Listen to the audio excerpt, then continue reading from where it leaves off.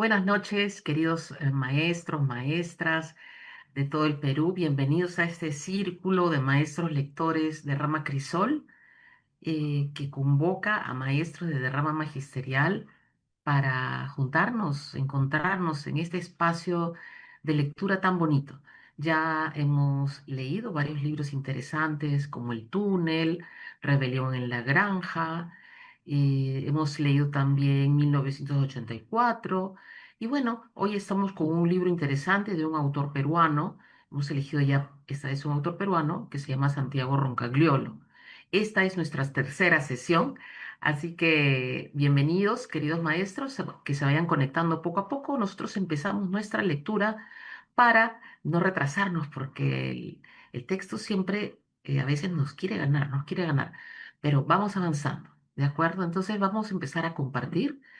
Este libro nos habla un poco de un muchacho, de un joven, como ya sabemos, Jimmy, que descubre cosas de su pasado en el Perú, porque él vive en los Estados Unidos, fue a estudiar allá de niño.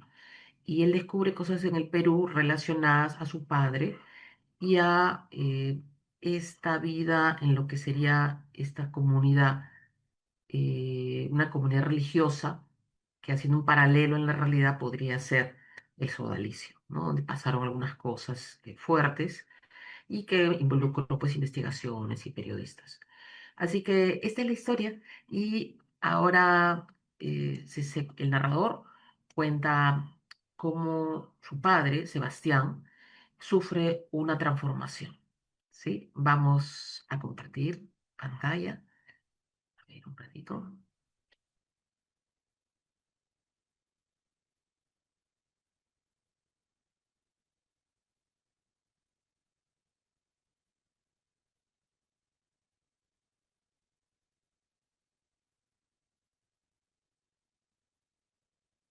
En sus últimos años del Colegio Reina del Mundo, mi padre sufrió una transformación sorprendente. El Sebastián tímido y aplicado, incluso algo infantil, que había comenzado la secundaria, se fue convirtiendo en un gamberro de cuidado, un agitador con pasión por el riesgo, un adicto a los problemas con la autoridad. Su primer encuentro con el padre Gaspar se debió precisamente a una amonestación. El lunes por la mañana, durante la formación para izar la bandera, Sebastián cantó el himno nacional con pedos o sonidos flatulentos hechos con la boca, lo que hizo reír a algunos de sus compañeros, no precisamente a los más listos. El tutor de la clase ya llevaba varias semanas tolerando los alborotos de ese chico, de Sebastián, y vio llegada la hora de dar el siguiente paso en la escala de las advertencias. Lo mandó al despacho del director. Minutos después de romper filas, un Gaspar más joven que el que yo conocí, rebosante de energía y mando de tropa, recibía a la versión adolescente de mi padre, sentado en un sillón negro entre libros sobre pedagogía y bajo una imagen de Santo Tomás de Aquino, el patrono de los estudiantes. Recordemos que Gaspar es un sacerdote que él conoce, que Ginny conoce cuando va a Lima a visitar a su abuela y, y quiere informarse con el padre Gaspar sobre los reales sucesos, de qué ha pasado, qué sucedió, quiere información sobre el tema de su padre. Entonces está haciendo una historia, un salto atrás de esta historia donde él nos cuenta cómo el padre, como Sebastián, era en el colegio y cómo conoce al padre Gaspar. Y que era una persona violenta, díscolo, rebelde, ¿no? El papito, el Sebastián. Dice, como director, Gaspar tenía un estilo cómplice y simpático. Trataba de ganarse a los alumnos en vez de castigarlos. Consideraba que los adolescentes se debatían entre mantener su infancia o comenzar a asumir responsabilidades más adultas, y confiaba en tratarlos como iguales para reforzar su madurez.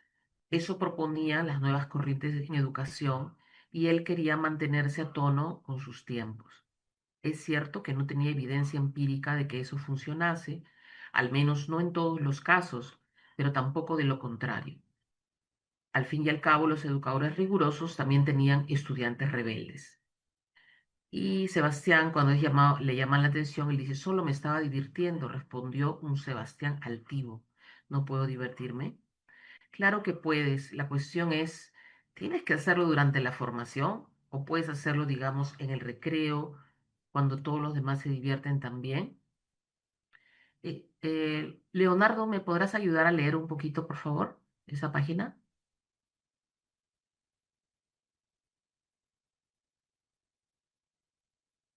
Leonardo, ¿estás por ahí? Gracias, Leonardo. Por favor, en el recreo, ¿lo puedes ver? Ya.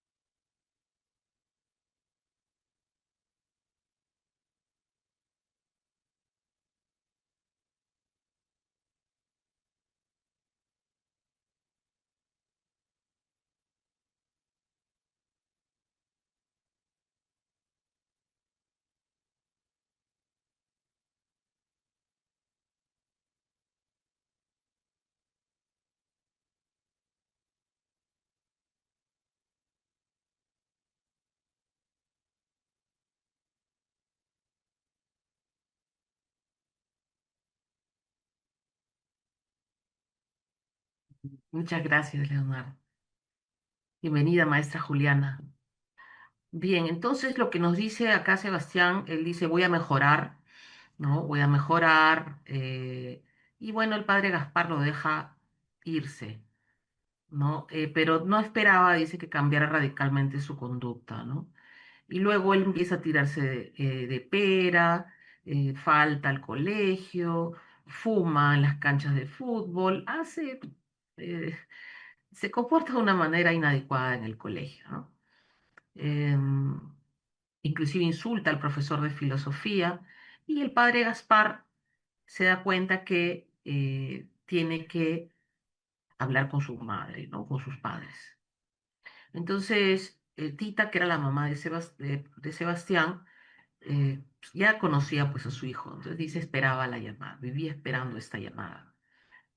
Ella había percibido ya que él tenía una vida un poquito díscola por el tema del el aliento a tabaco y cómo escondía con los caramelos de Hals algo, ¿no? Algún olor en su boca. Ella quería creer que era, bueno, algo normal en la adolescencia, porque ella también, ¿no? ¿Acaso había tenido momentos rebeldes? Pero lo cierto es que la citan, el padre Gaspar la cita y le dice, no, si esperamos al señor Verástegui, al papá. Y ella dice, no, no puede venir por razones de trabajo. Solo esa explicación, dice, acompañada de una mirada huidiza, Gaspar empezó a sospechar lo que ocurría en esa familia, ¿no? Algo pasaba, hay un problema de disfuncionalidad. Y ella, bueno, va a buscar ayuda y le dice, pues, el padre Gaspar, le dice, Sebastián, ¿le has explicado a la señora Verástegui, ¿no? A tu mamá, por qué te ha llamado? El alumno frunció el ceño, listo para ofrecer la denuncia de una dramática injusticia, ¿no? Porque el profesor de filosofía se la ha agarrado conmigo, me odia, ¿sí? ¿Me ayuda a leer, maestra Juliana? Buenas noches, Tita. Hola, buenas noches, maestra. Bien, interrumpió Gaspar con sus maneras tranquilas pero firmes. Quizá haya que poner a tu madre en antecedentes, ¿verdad? A continuación, el director enumeró las fechorías y faltas de ese chico, incluyendo 2 robos de relojes de sus compañeros en los vestuarios durante educación física, un plato del comedor arrojado como un frisbee en el patio y una pelea a la salida que había dejado un chico de tercero con la nariz sangrante. Este era Sebastián en realidad. Este era durante el día, ante el prontuario de su hijo. Tita temió lo peor. A lo mejor Sebastián no se estaba convirtiendo en ella, se estaba convirtiendo en su padre. Y de solo pensarlo, las lágrimas quisieron estallarle en los ojos. ¿Está usted bien?, preguntó Gaspar, a pesar de que ella intentó disimular la emoción, tragando saliva, bajando la mirada, retirando el agua salada de sus comisuras justo antes de que le arrasasen el maquillaje. Sí, perfectamente. Sebastián, ¿puedes dejarnos solos un momento? Gracias, maestra. Estas escenas se repiten, ¿verdad? Muchas veces cuando tenemos alumnos, ¿no? Con algunas dificultades. Y no sé si a usted le ha pasado, maestra, que ha tenido que conversar, ¿no? Con mamás o papás que tienen problemas en casa severos, ¿no? Y ¿verdad? Se quiebran. No sé si usted ha tenido esta experiencia, maestra. Sí, en muchas ocasiones nosotros sí hacemos el llamado al padre de familia cuando hay algunos casos, ¿no? De indisciplina y ahí conversando con los chicos o con su familia, nos damos cuenta de algunas situaciones que pasan en el hogar, ¿no? Y a veces entendemos un poco el por qué los estudiantes actúan de esa manera, ¿no? Así como también a veces hay padres que aceptan la situación, como hay otros que quizás no lo aceptan del todo, justifican, o hasta incluso padres pues que no van o no muestran el más mínimo interés por los chicos, ¿no? Mm, Hay todo un mundo de situaciones complejas. ujú. Bienvenido, maestro Aldo. Bien, vamos avanzando. Eh, bueno, Sebastián, como todos los adolescentes, dice, estaba obsesionado consigo mismo, ¿no? Y en realidad, como a veces son los adolescentes, no se dan cuenta de lo que afecta a los padres, ¿no? Entonces él sale, le dice, mamá, ¿puedo comprarme una gaseosa? Cómprate todo lo que quieras, le da a la mamá un dinero. Y luego dice lo que ocurrió a continuación entre Tita y Gaspar, es decir, entre la mamá de Sebastián y el sacerdote, bajo la mirada piadosa de Santo Tomás de Aquino, estuvo amparado por el secreto de confesión. Aún así, pasados ya casi 40 años y considerando todos los pecados mortales que vendrían después, el viejo Gaspar accedió a contármelo aquella noche en el comedor de su residencia para curas jubilados, mientras los ojos insistentes de sus colegas, algunos con presbicia, otros con cataratas, se posaban sobre nosotros desde la puerta. Estaban muy recelosos y curiosos y preocupados por qué tanto hablaba Jimmy con el padre, ¿no? Recuerden que están conversando ahí en una casa de retiro de los sacerdotes viejitos. Tita se derrumbó básicamente, no había hablado con nadie de lo que ocurría en su familia, incluso con sus mejores amigas lo había insinuado porque esas vergüenzas indignas de casas decentes nunca se pronunciaban con todas sus letras. Maestro Aldo, ¿me podría ayudar a partir de aquí, de así que? Bueno, claro. Buenas noches, maestro. Así que ahora, en el despacho del director, ante el oído confiable de un representante de Dios, dejó explorar el dique. Y del dique brotó la frustración de su padre, la violencia de su ex esposo, el descontrol de su hijo y su propio fracaso como esposa, trabajadora y madre. El dolor y la rabia salieron de su boca como dientes arrancados. Y al fin el director del colegio, que sospechaba que la furia adolescente siempre esconde sufrimientos reprimidos, comprendió exactamente a qué se enfrentaba. Cuando terminó de llorar y hablar, Tita se sentía seca por dentro. Recibió el Kleenex que le ofrecía el padre y preguntó, ¿va a expulsar a Sebastián del colegio? Gaspar suspiró hondamente. Acababa de tomar una decisión. Respondió, no, no hay que expulsarlo. Solo hay que darle una oportunidad y sé quién puede hacerlo. Gracias, maestro. ¿Algún comentario al respecto de esta escena tan interesante y tan recurrente a veces en nuestras escuelas? Tendría que darme primero el panorama desde qué punto de vista o perspectiva se está empezando a analizar para hacer mi participación. Y más que nada, debe enfocarnos en esta escena en la que vemos un adolescente que se comporta mal, de manera rebelde, Ok. ¿no? En clase, y el profesor, el padre, Sí. conversa con la madre y le dice que le quiere dar una oportunidad, ¿no? Que darle una oportunidad. Bueno, le doy mi comentario, ¿no? En este aspecto se observa, ¿cómo puedo decir? Una familia, en este caso, disfuncional, Ujú, porque por los rasgos que se da del padre, que es violento, ¿no? Y la madre que es receptora de todo por decirlo así, de todo el dolor, el fracaso, la pelea, la inconsistencia del hogar, y el hijo que vive pues en ese ambiente y que sobre todo pues según lo que se observa no ha tenido una raigambre direccional de valores y de control de actitudes, ¿no? Por lo que realmente pudo haber hecho algo y está afecto pues a una sanción, ¿no? Y según lo que habla en este caso Gaspar, sí, el no, sacerdote. no le intenta dar una sanción, que es la expulsión, sino más al contrario, ¿no? Quiere dar una oportunidad más para ver en qué circunstancias pueden ayudarlo a Sebastián, ¿no? Ujú, ujú. Esa sería mi aporte. Muchísimas gracias, maestro. Muy amable. Bien, entonces recuerden que esta es una conversación, ¿no? El padre Gaspar, el sacerdote, le cuenta al hijo de Sebastián esta historia, le está contando todo, le está narrando cómo era su padre. Y le dice aquí, ojalá lo hubiese expulsado.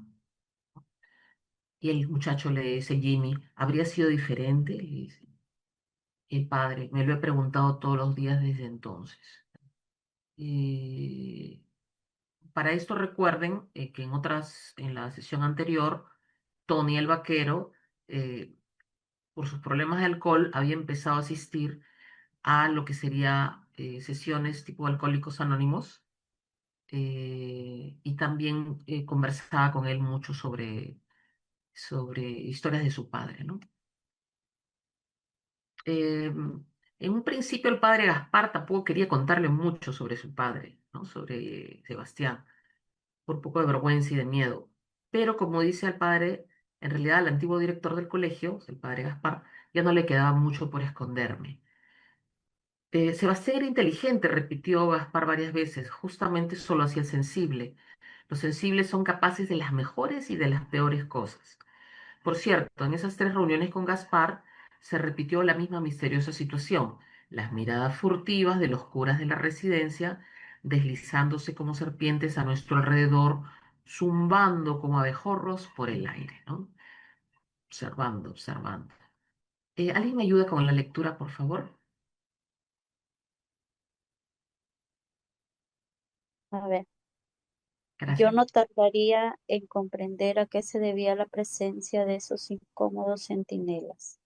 De vuelta en mi casa, tras la tercera visita al padre Gaspar, me encontré a mamá Tita fuera de sí, observándome desde su silla de ruedas como si quisiera arrojármela a la cabeza. En sus ojos brillaba una emoción que yo nunca había detectado en ellos y que retorcía su actitud habitualmente dulce. Tardé varios segundos en descubrir que se trataba de una rabia sorda y dura. Mamá Tita me reprochó alguna afrenta que yo no era capaz de entender. ¿Dónde has estado? Jamás me había hecho una pregunta antes.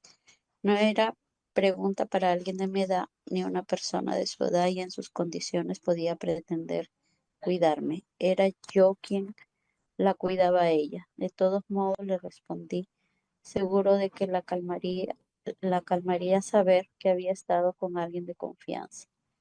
He ido a ver al padre Gaspar.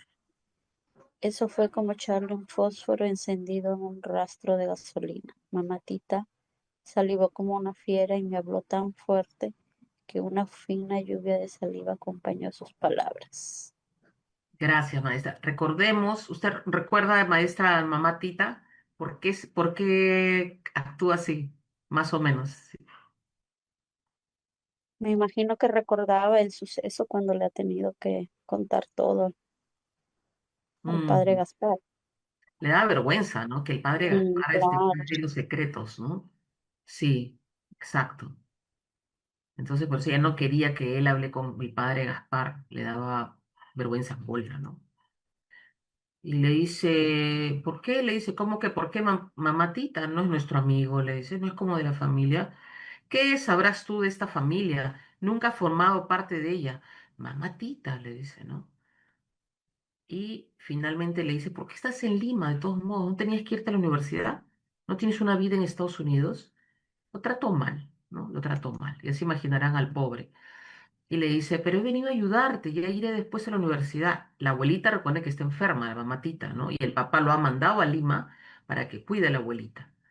Yo no necesito tu ayuda, chilló apartando el plato casi hasta volcarlo. Claro que ella necesitaba mi ayuda, y no solo para cocinar y comer, también para encender la televisión, para ir al baño, aunque por su dignidad yo la dejaba sola ahí dentro, para ponerse el pijama y para acostarse, para tener conversación. Para lo único que no necesitaba ninguna ayuda era para humillarme, algo que nunca había hecho antes, pero que ahora parecía su empeño principal, la razón de su vida. Ah, ¿no puedes tener más cuidado? Volvió a la carga una hora después, mientras yo intentaba colocarla entre las sábanas. Perdona, mamatita, solo quería acomodarte. ¿Me ayudan con siguiendo la lectura, por favor?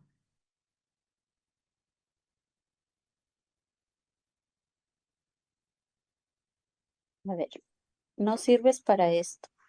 Debería dejarme de tacañerías y pagarme una enfermera, una profesional. Me dolían esas palabras, me dolía que fuesen repentinas, gratuitas, inexplicables.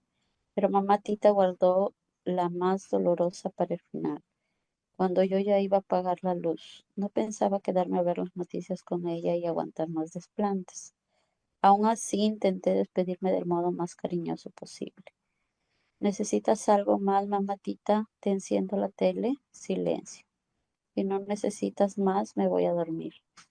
Nada deseaba en la vida más que eso, y nada esperaba menos que las últimas declaraciones del día de mi abuelo. Esas palabras como cuchillos volando hacia mi yugular. Lo que necesito es que regreses a Estados Unidos. Ya no quiero que estés aquí. Qué fuerte, ¿no? Qué fuerte que la abuelita que siempre le había tratado con tanto cariño, ahora le hablaba de esa forma tan fea, ¿no? Pobrecito. Entonces, ¿qué sucede? Dice, cuando tuvo enfrente a Gabriel Furiase, Sebastián hizo lo mismo que hacía con todos los profesores. Recordemos que el padre Gaspar dice, acá hay alguien que puede encaminarlo a este muchacho. Ah, el padre, perdón, no es padre, es solo el profesor, Gabriel Furiase. Lo que sucede es que él se vuelve como una especie de gurú, ¿no? De personaje que era seguido, ¿no? Que forma una comunidad de vida religiosa, religiosa, ¿no? Comunidad de vida espiritual, digamos. Y Sebastián, como era un malcriado con todos los profesores, también quiere ser así con él, ¿no?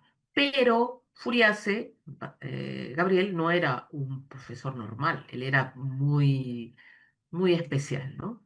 Sus actitudes eran totalmente diferentes. El padre Gaspar le había pedido prestar especial atención a ese chico díscolo que compensaba sus problemas familiares con una desesperada necesidad de llamar la atención de sus compañeros.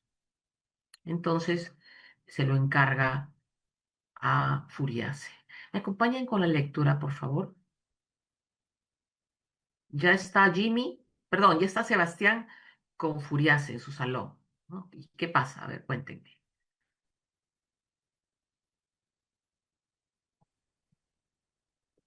Adelante, maestro Alex, Solo lo que está de verde, ¿cierto? por favor. Nada más sentarse sintió la primera ofensiva del combate que le esperaba, un filoso pinchazo en las posaderas. Como anuncio de las hostilidades, Sebastián le había dejado una tachuela en la silla y la punta metálica se le hundió al profesor en las carnes. Incluso, de no haber sospechado de nadie, Urias se habría podido descubrir a su atacante con solo mirar los rostros de los alumnos. Sebastián y otros dos gamberros, sentados en las últimas filas, lo observaban con una mezcla de expectativa y diversión. esperando el momento de verlo saltar de dolor o de susto. Para no darles gusto, la reacción del profesor fue justo la contraria, una exhibición de temple y autocontrol. Hoy vamos a hablar del dolor, anunció sin siquiera presentarse mientras se levantaba de la silla, inmutable, y se encaminaba hacia la última fila. Ya han visto a Jesucristo, ¿verdad? En la cruz. Siga, profesor, por favor. Quiero Sí, decir, las manos y los pies atravesados por clavos, la cabeza perforada por una corona de espinas. Deben saber que los soldados romanos le rompían las costillas a martillazos a los crucificados para que no pudieran sostenerse. En este caso, además, según ustedes deben recordar, un soldado le atravesó a Cristo el costado con una lanza. ¿Y qué hizo él con todo ese dolor? Furiase dejó la pregunta flotar entre los estudiantes. Uno de ellos le cuchicheó al de su costado una respuesta burlona. Se lo regaló a la Alianza Lima para cuando pierda los partidos. Gracias por su chiste, estúpido Zavala. Continuó Furiase, dejando claro que conocía los nombres de los alumnos, incluso antes de entrar en su clase, y que lo escuchaba todo, igual que Dios. Pero estoy esperando respuestas inteligentes. ¿Hay alguien aquí que se crea inteligente? No. Nadie se concede, aunque sea el beneficio de la duda. Nadie ha pensado en esta clase. A lo mejor soy un poquito inteligente. Y después de esas palabras, se plantó frente a Sebastián, mirándolo fijamente a los ojos, atravesándolo con sus iris azules. entonces ya vamos viendo la personalidad, ¿no? De este señor Gabriel. ¿Cómo la podrían describir, de este maestro? ¿Me repite la pregunta, por favor? Sí, maestro, ¿cómo podrían describir la personalidad de Gabriel, de este maestro Gabriel? Bueno, en este caso es muy audaz y muy perceptivo, ¿no? Digamos, de las actitudes o las acciones que puedan hacer o hacen constantemente sus alumnos, ¿no? Y que se ve que en la mayor parte de sus clases ha observado pues que ellos no son tan inteligentes, por decirlo así, por eso es que nadie contesta a primera línea, ¿no? Se sienten un poco sustraídos por la pregunta y también por la actitud que presenta el profesor, ¿no? Ujú. Sí, como los reta, ¿no? Los reta con sus preguntas, los inca, ¿no? Que acá no hay ningún inteligente. Muy interesante. A ver, vamos a seguir avanzando. Dice, qué raro, proclamó, habría jurado que en esta clase hay gente que se cree inteligente. Supongo que me equivoqué. En este caso tendré que decir la respuesta yo mismo. Dejó pasar un nuevo silencio, la última oportunidad para una respuesta. Pero los alumnos no habrían hablado aunque la supieran. Podían sentir que se trataba de una pregunta capciosa que recibiría una réplica irónica hasta la humillación. Cuando sintió que tenía toda la atención de la clase, Furiase ofreció la solución al enigma. Jesús le dedicó todo ese dolor a Dios. Para esto, durante todo esta escena, Furiase mira fijamente a Sebastián. Y bueno, menciona, ¿no? Cuando reímos, cuando hacemos chistecitos, cuando miramos revistas porno, nos olvidamos de Dios, ¿no? Nos avergüenza estar a su altura, ¿no? Dice, el dolor, concluyó Furiase, encarnándose en Cristo, Dios nos enseñó que no le interesan los payasos, los graciositos, los que buscan el aplauso fácil de los bobos, sino los que soportan el dolor para entregárselo a Él, porque esos son los valientes. Aún se mantuvo ahí en silencio, consumiendo la hora de clase como si no tuviera más lección que dar. Solo cuando Sebastián se puso muy rojo y bajó la mirada, Furiase le dio la espalda y ordenó, abran sus libros en la página 8. Entonces yo comienzo a la clase. Bueno, Sebastián se impacta, pero él dice, no, no se va a dejar amilanar, ¿no? Era un desafío. Mm, y lo que hace es hacer un dibujo, se- características sexuales en la pizarra y una imagen de él, ¿no?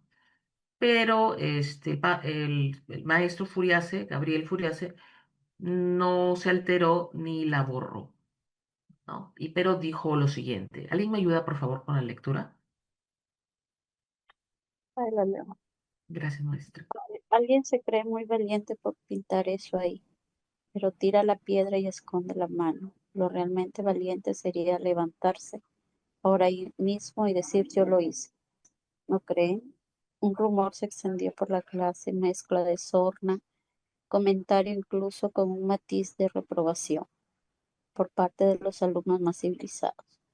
Furia se les dejó procesar sus palabras y luego continuó.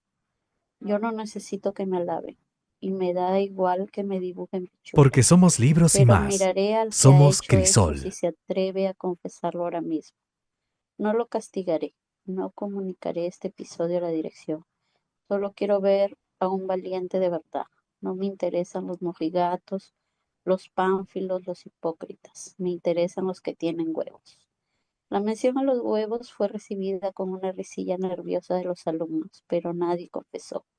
Resultaba difícil creer que Furiase sintiese alguna admiración por el autor de su retrato. Más bien tenía pinta de estar tendiéndole una trampa.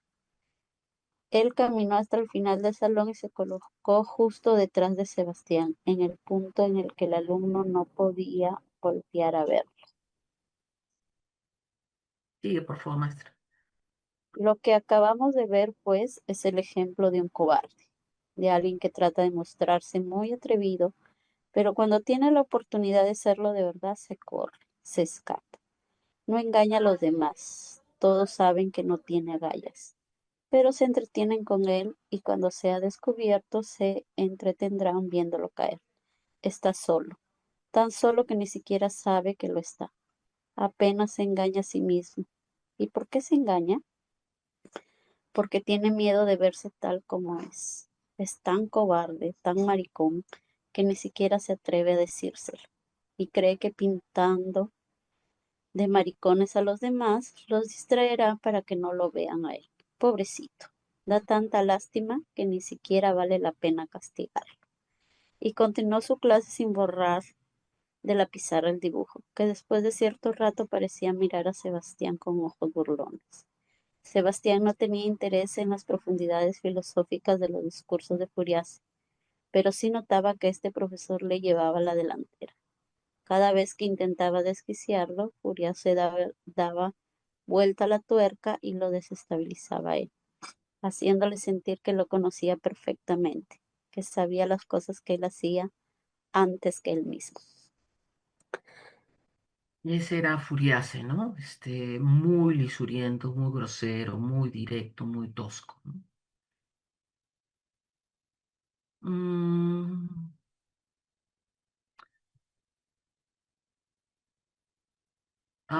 le preguntan sobre Dios, él dice Dios no existe, ¿no? Y acompañó su afirmación con muecas groseras y nada teológicas que causaron las risas siempre obedientes de sus amigos. Verástegui, anunció el profesor desde el otro extremo de la sala, como si estuviese una cámara oculta apuntándose a él. Veo que usted tiene una respuesta, nos encantaría escucharla. Sebastián no pensaba dejar pasar la oportunidad de un desafío y había tomado nota de la admiración del profesor por los valientes. Además, no veía clara la diferencia entre un valiente y un descarado. A la mayoría de sus compañeros les daba más miedo responder una pregunta que soltar un insulto en público. Pero él empezaba a sospechar que con este profesor necesitaría métodos más creativos para sembrar el caos. Así que no le tembló la mano ni la voz para ponerse de pie y repetir su teoría. Dios no existe. Sus compañeros soltaron un largo ruido blanco, un bufido de expectativa.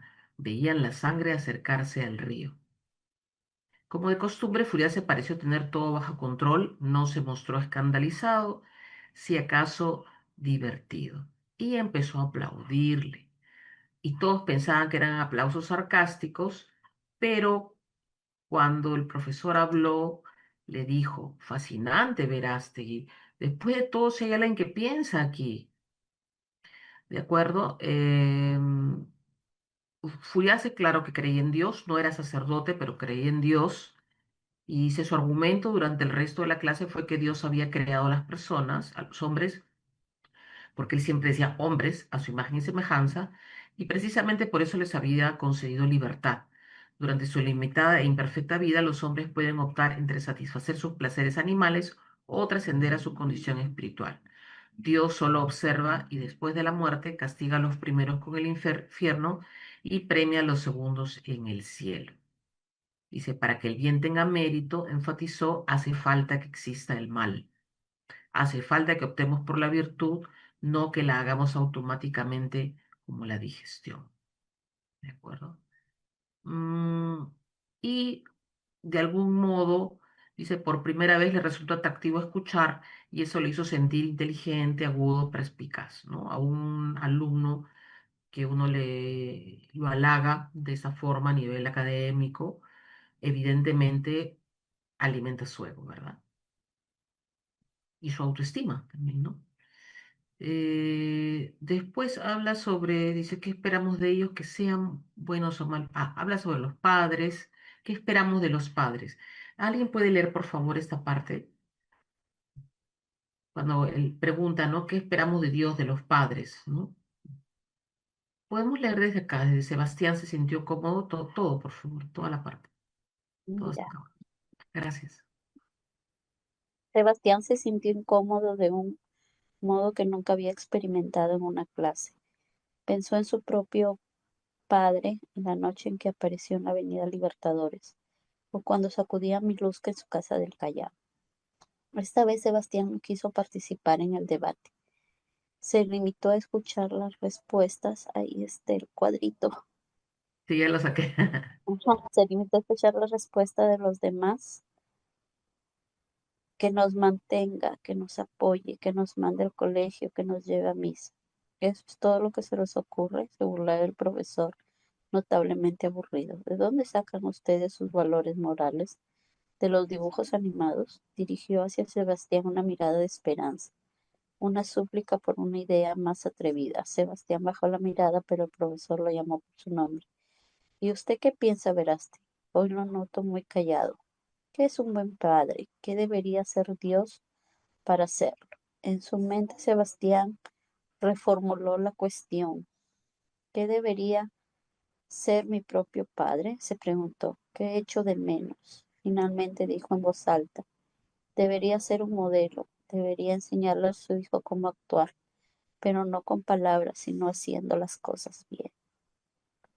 Qué fuerte, qué importante, ¿no? Sí. Qué importante. Y a mí me gusta esta Parte parte. esa respuesta. Sí, sí. Me gusta mucho esta parte porque a veces creo que a los estudiantes se les trata como niñitos, ¿no? Que bueno, como animalitos que no sienten nada, ¿no?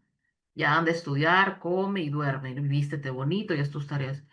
Pero ellos ya tienen todo un cúmulo de sentimientos, de tristezas, y que no se conversan a veces, ¿no? No sé, maestra, ¿qué piensa usted? Bueno, sí, muchas veces los adolescentes también, em, en ese, a pesar de que por la edad ellos tratan em, de ahuyentarse un poco de la autoridad del padre, siempre buscan la atención de ellos, siempre esperan que los padres estén atentos, que los padres se preocupen por ellos. Entonces es como, y a veces los padres pensando que están en la adolescencia se alejan un poco, pero es cuando más los necesitan. Sí, maestra, gracias. Y también este tema del modelo, ¿no? No solamente No, con palabras, ¿no? Sino el ejemplo, ¿no? Ser ejemplo. Y a veces los padres los corrigen mucho a los hijos, pero ellos como personas no son el modelo para que el hijo mire las virtudes, ¿no? Que habría que copiar, ¿no? Es interesante.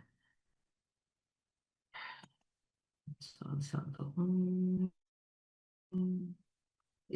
La cuarta vez que toqué el timbre de la Avenida Brasil, la puerta no se abrió para mí.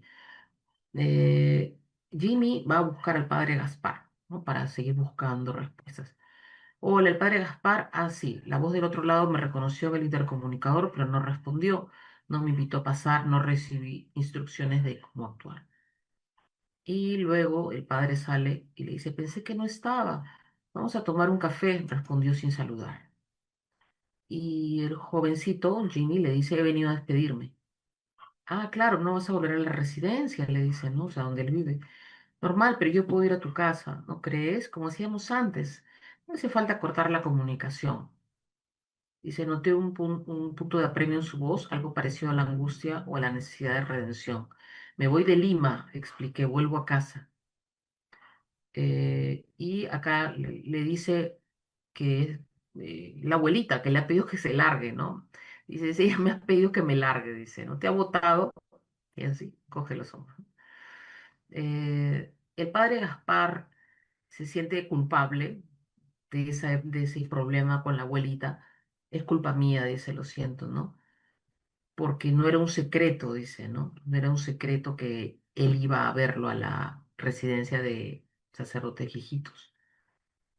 Eh, Seguimos leyendo, por favor, si fuera tan amable, maestra. El padre suspiró hondamente, dejó un billete sobre la mesa y se levantó. Debía hacerlo, aunque quizá en realidad debas volver a Nueva York.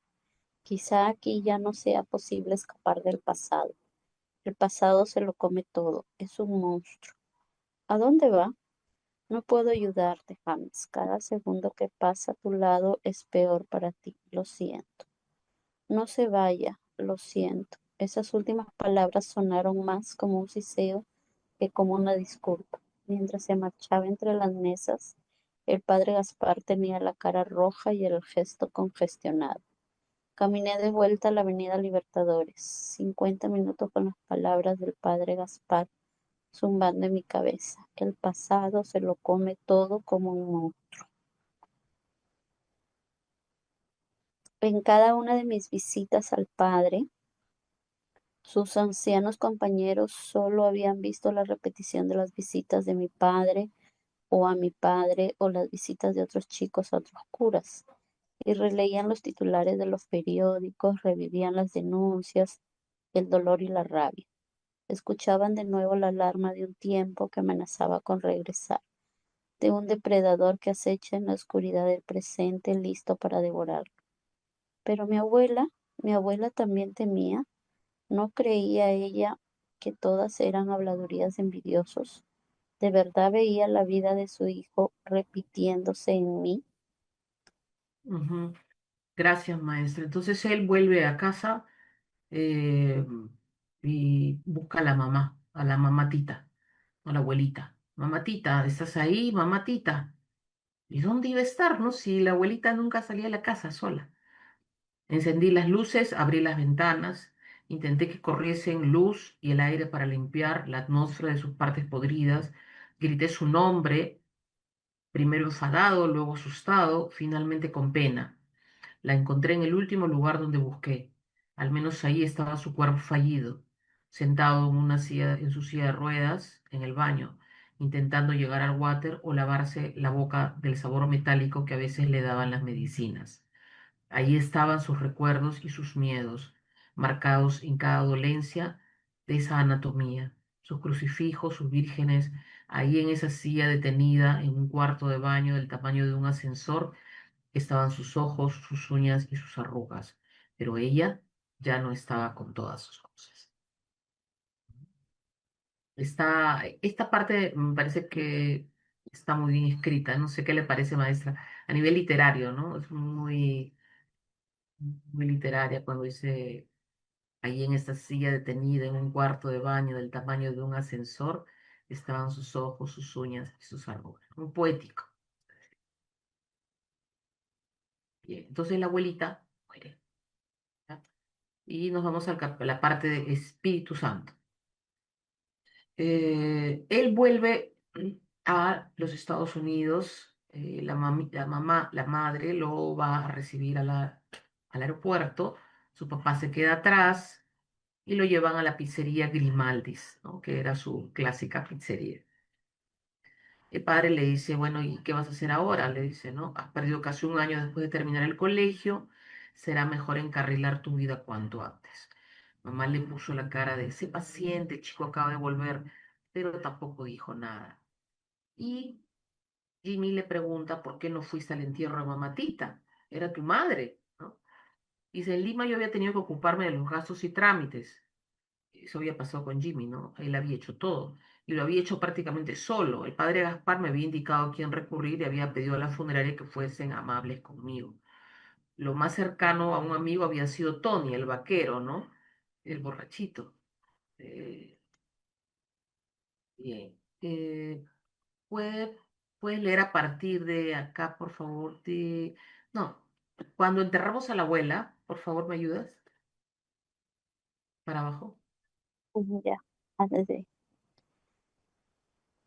cuando enterramos a la abuela en un nicho de los Jardines de la Paz, los sepultureros me dijeron que ella había comprado 2 nichos más, para su hijo y para mí. Mientras el ataúd bajaba hacia el agujero, yo abracé a sus ancianas amigas con mucha fuerza, porque necesitaba abrazar a alguien, a quien fuera. Tú te fuiste en representación de la familia. No, tú fuiste en representación de la familia, dijo mi padre evitando mi mirada. Para eso eres un hombre ya. Pero yo no quería ser un hombre, yo quería entender. ¿Hablaste con mamá Tita a menudo mientras yo estaba en Lima? Mamá intentó desviar el tema. Nos habría gustado hablar más contigo, dijo sin actitud, en plan risueño. Nunca nos llamabas. Imaginábamos que te estabas divirtiendo. No me has respondido, papá. Nunca le había hablado así. Ahora que lo pienso, nunca habíamos hablado de nada. No habíamos profundizado mucho más allá de la decoración de Navidad o mis espaguetis favoritos. Hablábamos un par de veces por semana, admitió él, pero no me decía nada, que comías bien, que te portabas bien. En los últimos días empezó a decir que ya habías hecho suficiente, que no quería apartarte más tiempo de nosotros y de tu vida. ¿Eso es todo lo que te dijo? Sí, porque hay algo más. Ok, ese era mi momento. Quería soltarlo todo. Quería preguntarlo todo. Quería que no hubiese más secretos entre nosotros. Había llegado la hora de acabar con ellos. No, claro que no. Ujú, muchas gracias, maestra. Entonces, la mamá de Jimmy le gustaba beber, ¿no? Chardonnay.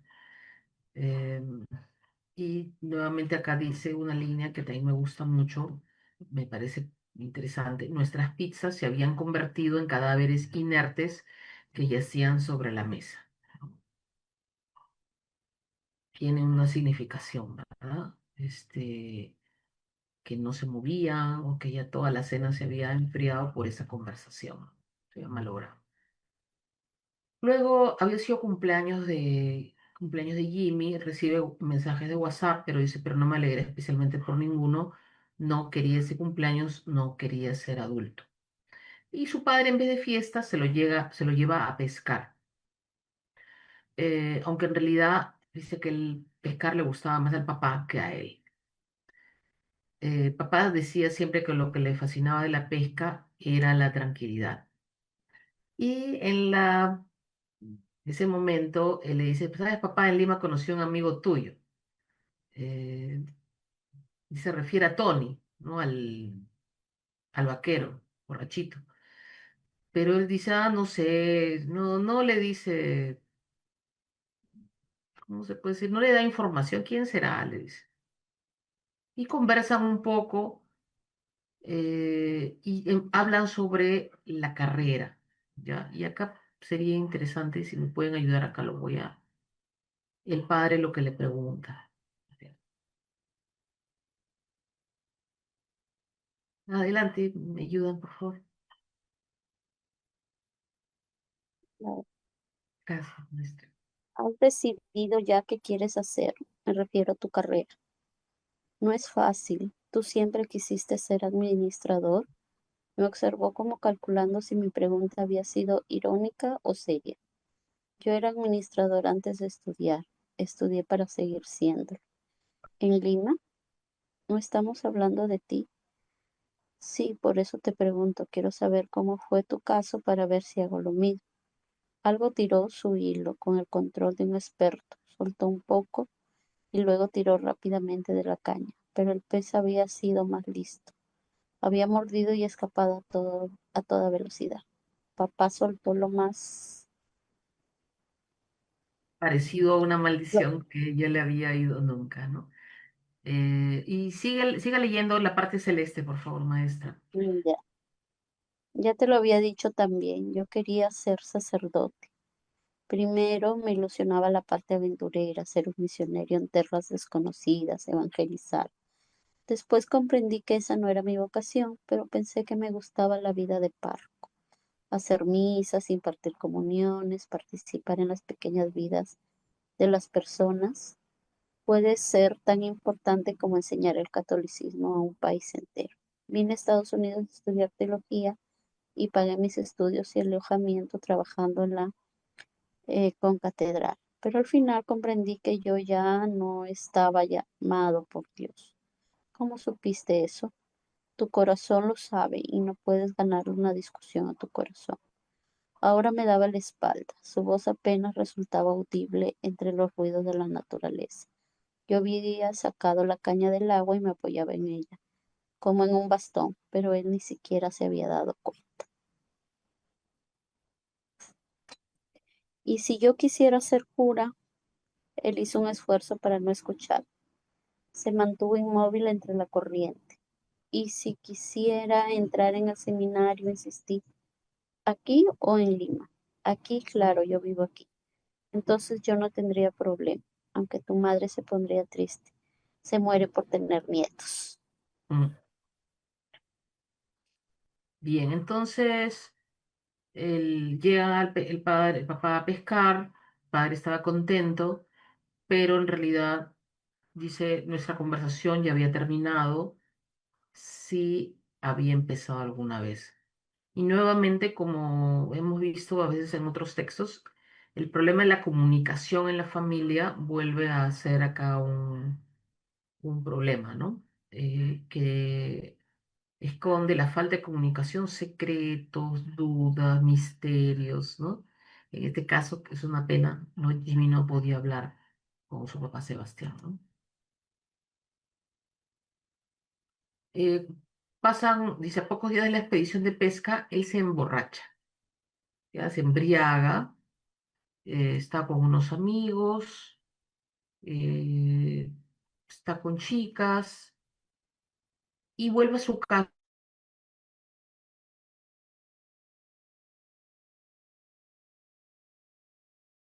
Y por favor, podría leer esta parte. Dice, Jimmy, ¿qué te ha pasado? Yo nunca te había visto así. Entonces lo dije. No recuerdo cuántas veces ni si venía al caso. Solo lo dije ahí porque no podía decirlo en otra circunstancia. Ningún otro momento era propicio. Papá es un violador. ¿Qué has dicho? Papá viola a niños y adolescentes, los toca y les hace cochinadas. En Perú lo saben, por eso no va. No puedo creer que tú te lo ha hecho a ti. Mamá no respondió. Las aletas de su nariz se expandían y se contraían como un corazón latiendo con furia. De todos modos, esa no era la respuesta que me interesaba. Había otra que me preocupaba más. Mamá, ¿me lo ha hecho a mí? Ay, Dios. Tremendo, ¿no? Sí, esa, a mí también esa parte me, me apretó el corazón. Claro, y Escalofríos. todo, ¿ah, maestra? Da escalofríos. Da escalofrío, sí, realmente. Sí, y todo, vuelvo al punto, ¿no? Parte de esta comunicación, porque ya él se hace pues ideas, ¿no? Todavía no sabemos si esto es cierto, pero él tiene indicios, suposiciones, y como nadie le aclara, o el mismo padre no le aclara las cosas, no logra conversar con él, pues el pobre se hace una bola en la cabeza. Dice, como Lima está rodeado por un desierto, las cosas se llenan de polvo muy rápido. Como la humedad alcanza el 99%, también se llena de moho. La casa de la abuela apenas había permanecido vacía un par de semanas, pero cuando volví ya tenía aspecto y olor de cripta. Recorrí los pasillos, subí las escaleras y no necesité pensar en mamá Tita para sentir que avanzaba entre fantasmas. Ok, entonces él empieza a ordenar todo, a limpiar la casa, ¿sí? Todo lo que él había encontrado. Y encuentra un anuario, ¿sí? Este donde ponen las fotos de los estudiantes, y ve la foto de su papá, que es Sebastián Veraste, y apasionado, rebelde, curioso, siempre con ganas de ir más allá. Eh, Luego él va a buscar a uno de los amigos, me parece que va a buscar a Tony. A ver, dice, el vecino se encogió de hombros porque lo busca, ¿no? No lo sé ni me interesa, le dice, llevamos años tratando de que se largase y al fin lo hizo, no pienso buscarlo. También además intentó comunicarse con el padre Gaspar, pero no lo pudo encontrar, ¿no? Y cuando él lo busca en la residencia, le dicen, el padre Gaspar ya no vive acá. Yo recordé, dice al padre Gaspar del anuario, que era joven, ¿no? Dice la foto en que su expresión aún no se llenaba de ceniza. Interesante también esa forma de decirlo, ¿no? ¿Qué podría ser esta maestra, esta expresión que en el anuario, cuando todavía era joven, el padre Gaspar, dice, vio la foto en que su expresión aún no se llenaba de ceniza? ¿Qué podría interpretar con esa frase? Quizás puede ser referencia a los años, ¿no? O también a las situaciones vividas, el dolor. Parece que hay algo que se oculta, que es algo que puede causar sufrimiento, ¿no? Y Exacto, también sí. el paso de los años. Sí, sí, yo diría más, maestra, con lo que usted menciona, el tema de este dolor, de esta amargura, ¿no? Que nos cambia el rostro, pues es la verdad, ¿no? Una Sí, persona que ha sufrido mucho ya no tiene una expresión muy alegre, ¿no? exacto. Mm. Tiene como una marca en el rostro, ¿no? Desde tristeza a gusto, ¿no? Entonces él pide, gracias maestra, él pide la dirección o su teléfono, pero no se lo da. Entonces él sigue arreglando la casa de la abuela, dice, limpió en 0 pisos, mira las redes sociales y se sigue informando sobre esta comunidad religiosa que había formado Furiace, y había periodistas denunciados, curas ofendidos, columnistas, pero había encontrado algo que no había encontrado antes y era el nombre de una víctima. Dice, hasta ese momento nunca había visto el rostro de ningún supuesto atacado, solo antiguas fotos fijas de los denunciados, cuyo líder, Gabriel Furiase, residía fuera del país en una casa de retiro de algún pueblo cerca de Madrid. Él se negaba a ofrecer declaraciones al respecto, así que ni siquiera era posible conocer su aspecto o su voz 2 décadas, 2 décadas después, ya han pasado 20 años. ¿Me puede ayudar a leer esa parte, por favor, maestra? Pero ahora frente a la cámara vi a un joven bueno, a un señor, en fin, a un tipo de edad entre la mía y la de mi padre, 30 y tantos años seguramente. Se llamaba Daniel Lastra. Parecía seguro de sí mismo, aunque tras su rostro de firmeza yo podía adivinar un fondo de rabia. Estaba diciendo, solo quisiéramos que la comunidad pidiese perdón sinceramente. A muchos de nosotros nos arruinaron la vida.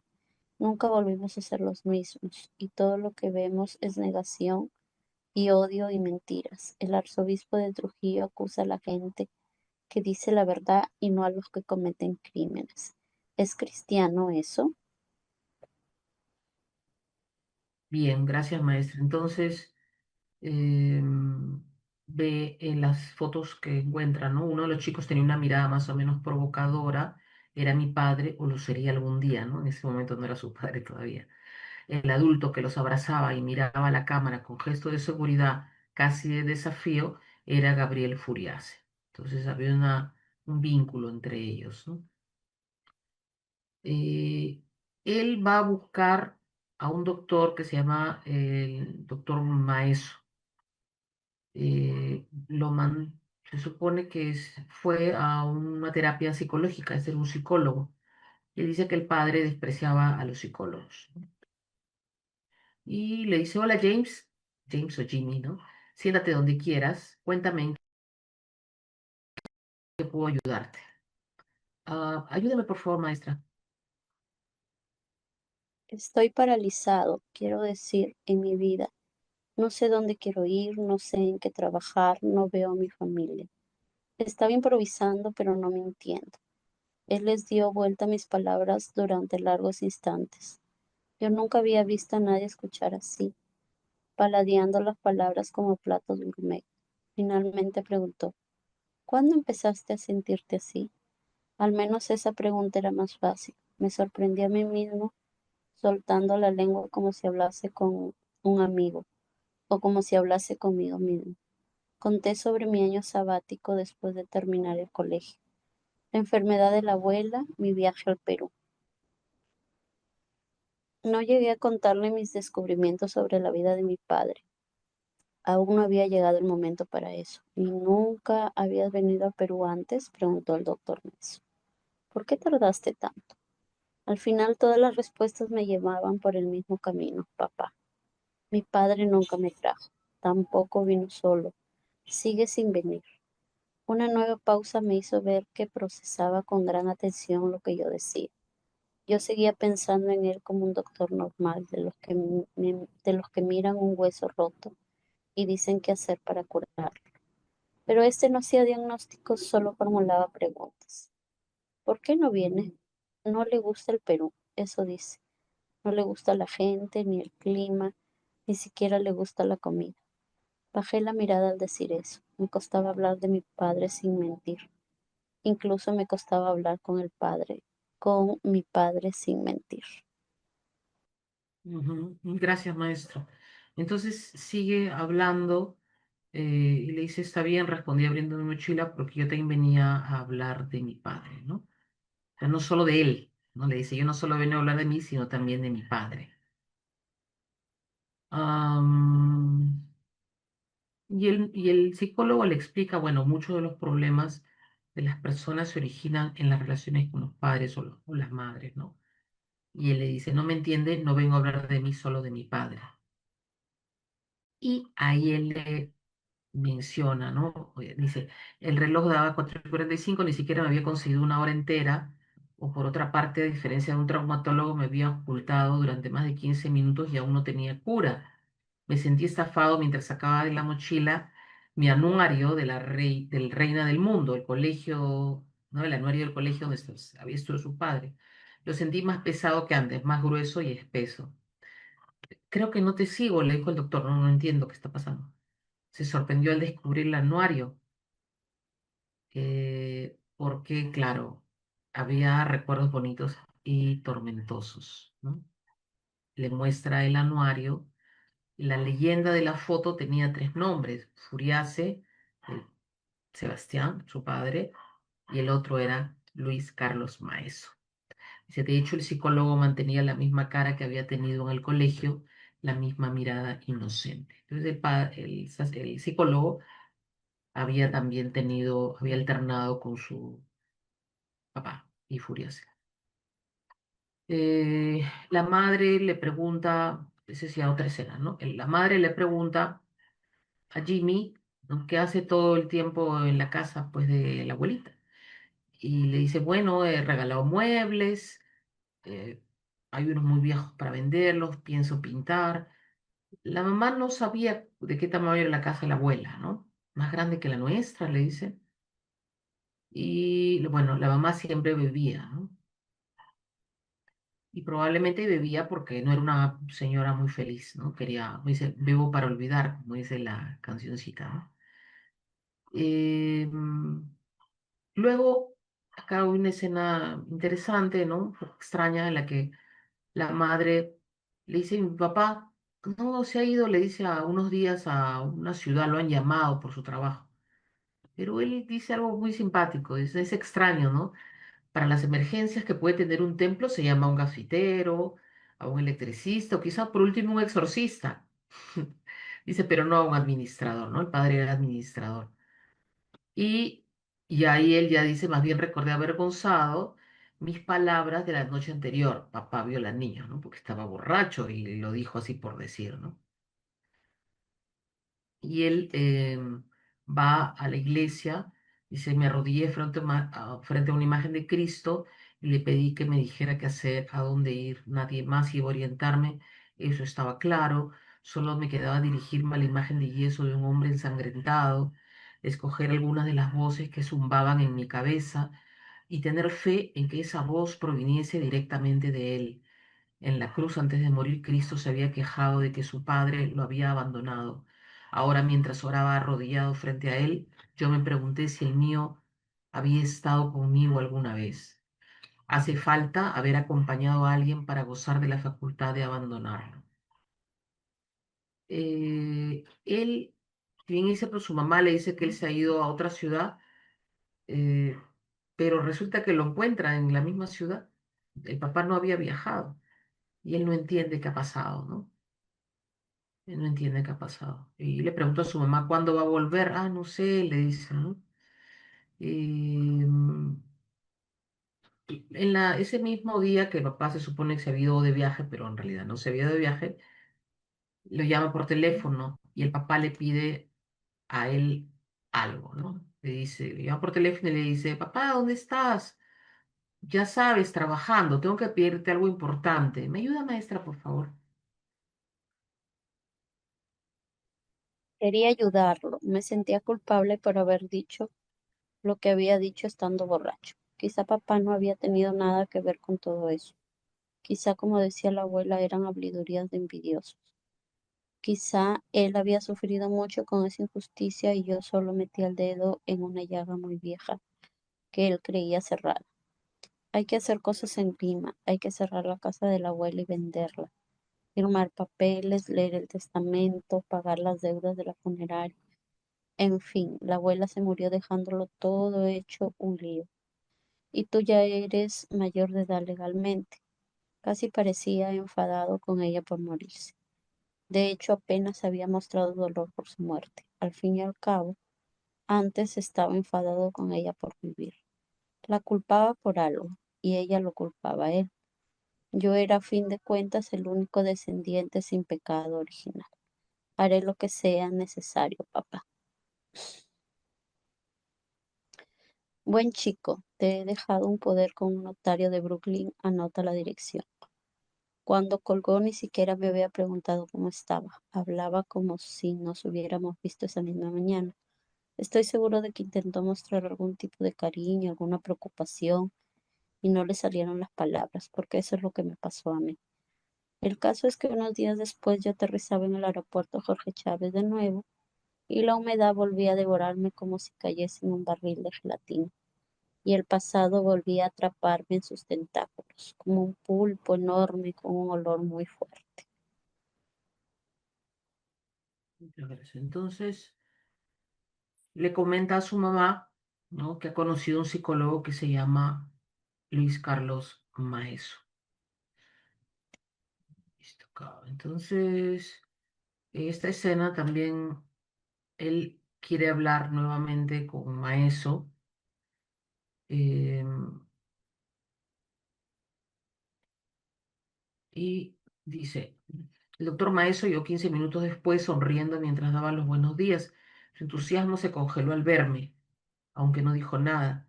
Pasar a la señora avergonzada y solo entonces, hizo pasar a la señora avergonzada y solo entonces se dirigió a mí. Me temo que no puedo ayudarte, le dijo, ¿no? Me temo que no puedo ayudarte. Yo contesté con gran amabilidad, como un perfecto acosador psicótico con una dentadura de publicidad. Seguro que... ayúdame, maestra, por favor, esa parte, si fuera tan amable. Mm, Seguro que se le han olvidado cosas, pero a lo mejor recuerda algo mientras yo esté aquí. No tengo prisa, gracias por adelantar.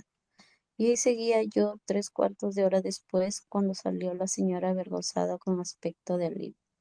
Y 15 minutos después, cuando entró el adolescente con anteojos, y 1 hora después, cuando entró el señor calvo de gesto triste.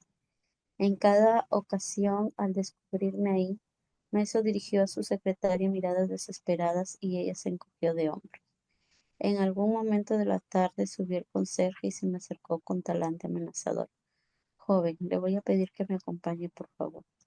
Encantado, bajaré con usted, pero para eso tendrá que arrastrarme y golpearme, y montaré tanta laraca que todos los vecinos se enterarán de mi visita. Inténtelo, pero pienso que solo estoy aquí sentado tranquilamente, sin molestar a nadie, y decida qué prefiere. Entonces, no lo quieren, el doctor psicólogo no lo quiere atender, ¿no? Y entonces él se para al frente del edificio y él lo sigue a Maese con unos niñitos hacia el McDonald's. Al comienzo no lo ve, ¿no? Pero en un momento dado, lo, se da cuenta que está ahí, ¿no? Y sí, cuando finalmente consiguió un set de tranquilidad, mientras los menores daban dentelladas a sus panes con carne, me descubrió ahí, en la mesa de al lado, mojando unas blandengues papas fritas en salsa de tomate. Evidentemente no quería una escena. En forma calmada, con el tono que se usa para un conocido o un mozo de restaurante, me preguntó, ¿por qué haces esto, no? Y le dice él, eras de este tamaño, niño, cuando conociste a mi papá, y por favor, si me ayudan a leer esa parte. Tardó en contestar lo que le tomó analizar las consecuencias de cualquier respuesta. Imagino que descartó el riesgo físico. Yo no soy muy grande. Estábamos en un lugar público y lo único que hacía era comer papas fritas. Respondió, más o menos supongo. ¿Y eran amigos? Solo al final del colegio. No íbamos a la misma clase. Nos acercamos en la comunidad, ya sabes. ¿Te quedaste mucho ahí? Un par de años luego me marché. Se le notaba nervioso. Le habrían sudado las manos aunque le hubiese preguntado por el menú de postres. Lo que sudaba era la culpa, el recuerdo. ¿Te marchaste? Eso no era para mí. ¿Y dejaste a mi papá ahí? ¿Los dejaste a todos? Una voz chillona nos interrumpió como un bocinazo. Papá, quiero mayo. El menor estaba todo manchado de mostaza y ketchup. El padre los miró, me miró a mí. Tuve claro que no se levantaría de ahí mientras yo fuese su vecino de mesa. Voy yo, le ofrecí. Ya entonces le pregunta nuevamente, ¿qué quieres exactamente? Dijo. Ahora sí tenía la voz alterada. Incluso sus hijos lo notaron brevemente, antes de volver a concentrarse en la mayonesa. Ya sabes que quiero, le dice. No es tan difícil ni tan loco si lo piensas. Y bueno, él bajó la mirada, ¿no? Y le dice, ven a mi consultorio hoy a las 8 y luego desaparece, por favor. ¿Ya? Entonces, sucede con Maese, con este doctor, que Maeso dice no tenía muchos amigos, sus padres se habían divorciado cuando él era pequeño, él se mudó con su madre y sus dos hermanas mayores. La influencia femenina en el hogar convirtió a Luis Carlos, o sea, Maese, en un chico ligeramente amanerado, malo para los deportes y bastante tímido, al menos para los parámetros de la manada masculina del colegio. Ya, recuerden que ya estaba este grupo, ¿no?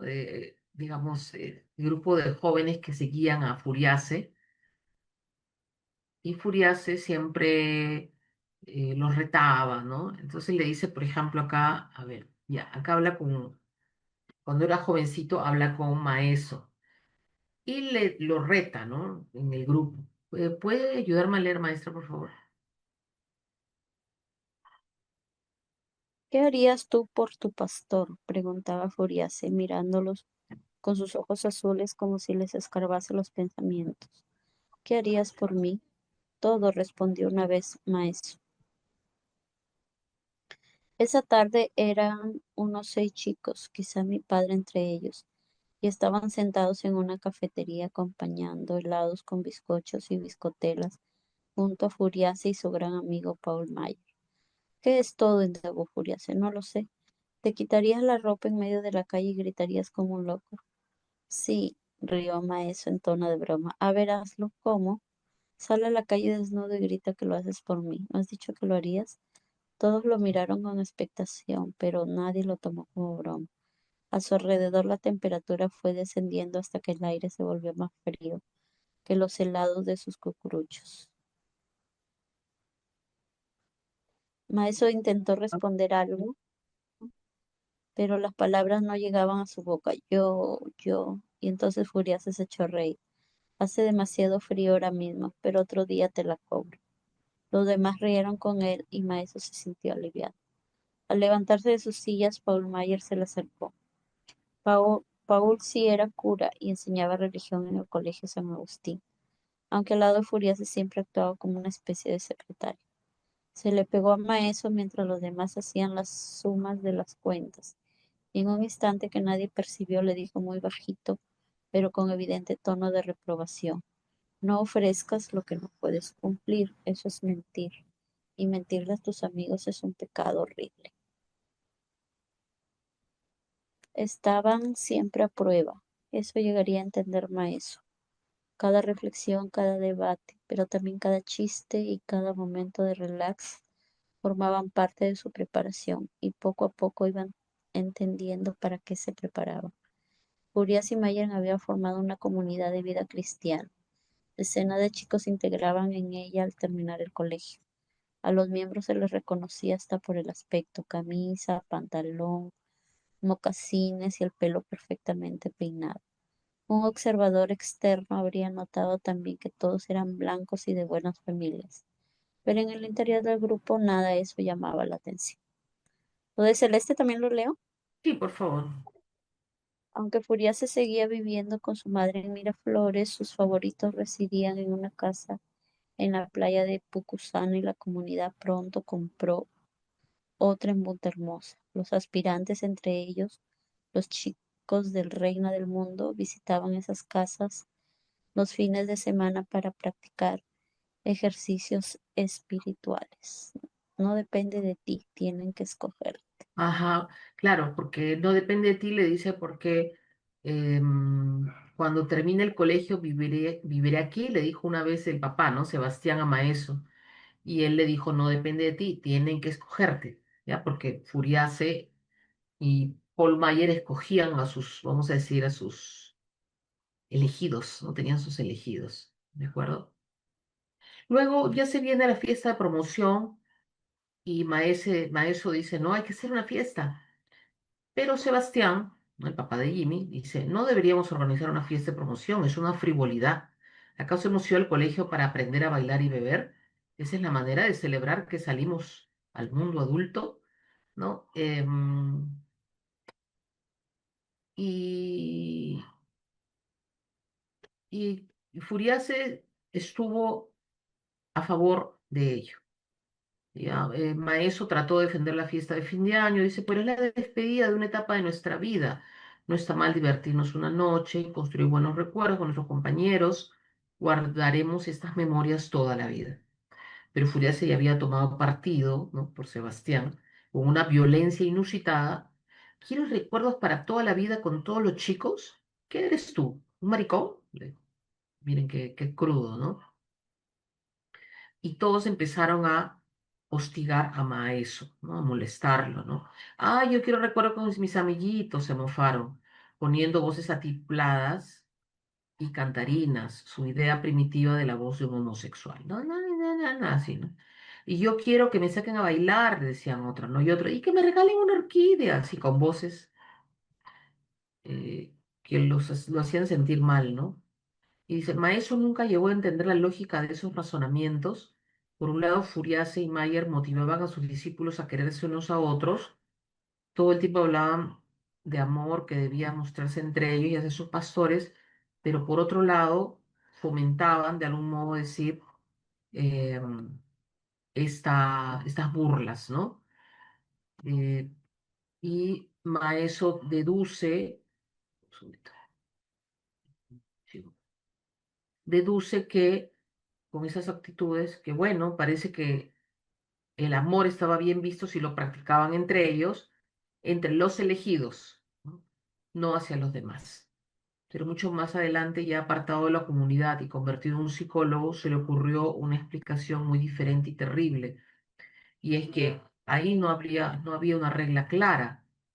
Las mismas cosas podían ser objeto de admiración o burla según quién y cuándo las dijese, o peor aún, según el capricho de Furiase. Bueno, se quedan a dormir en la casa de playa. las familias preferían que ellos vivieran ahí en esas casas o se quedaran porque decían, ahí no toman, ahí no fuman, tan tranquilos, no se van a las fiestas, confiaban, ¿no? Digamos, en esta comunidad, ¿no? Y dice, en estos retiros, la mayoría de padres no sabía, no es que fuesen pecaminosos o malos en un sentido convencional, es que era inquietante, ¿no? Las cosas que pasaban ahí eran inquietantes. ¿Qué más? Habían más o menos, digamos que los elegidos de los muchos eran 7, 8 personas. Y hay una frase muy importante que dice, tenemos que ser mitad monjes, mitad soldados, apuntó a un comentario Furias. Y ese es el título de un libro en la vida real que justamente eh, es una investigación sobre esta comunidad, ya en la realidad. Dice, tenemos que estar dispuestos a entregarnos y a luchar. Y si estamos dispuestos a ellos, no tendremos límites. Bien. ¿Qué más? En esta escena, a Sebastián le dicen, ¿qué harías tú? A ver si eres fuerte, quiero que te entregues, le dicen, ¿no? Que te entregues en la anterior. Y a Sebastián le ponen unas velas en la piel, ¿no? Pero eso está creo que después. En este caso es Paul Mayer, así como perro, le dice, a ver, entrégate, le dice, haz como perro, haz como pollo, haz como... Y él lo hacía, ¿ya? Entonces era extraño, ¿no? Es grrr, arf, grrr, grrr, ¿no? Cacareó como pollo, en cuclillas. Entonces Gabriel tenía un dominio sobre, si ese sacerdote, ¿no?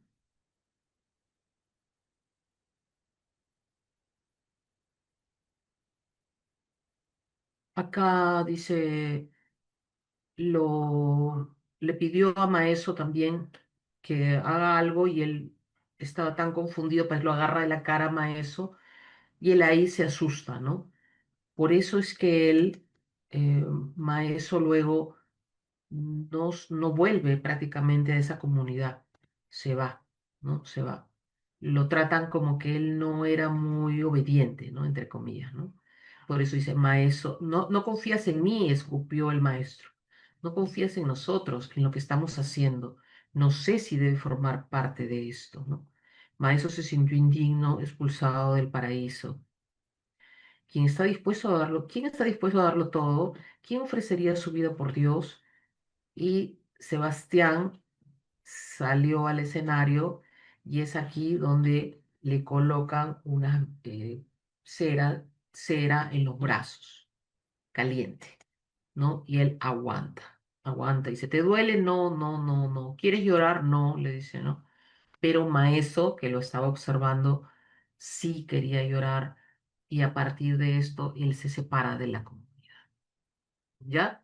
Lo vamos a dejar hasta acá, maestra, queridos maestros, personas que nos están viendo en las redes.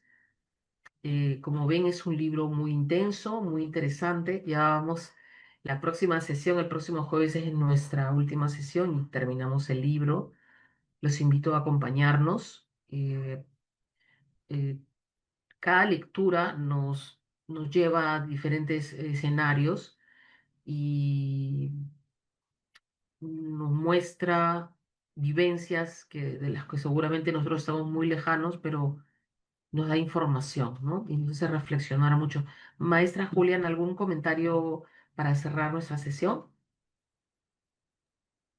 Bueno, sí, el libro me está dejando bastante inquietud de conocer y saber, ¿no? ¿Qué es lo que continuará? ¿Qué es lo que pasará? Parece que se va descubriendo poco a poco esta situación que preocupa tanto a Jimmy, ¿no? Sí, sí, maestra. Y también interesante cómo la personalidad de algunos personas con poder, ¿no? Que era el caso de este maestro Gabriel, cómo influencia y manipula a veces a los jóvenes, a los A muchachos, ¿no? respondes.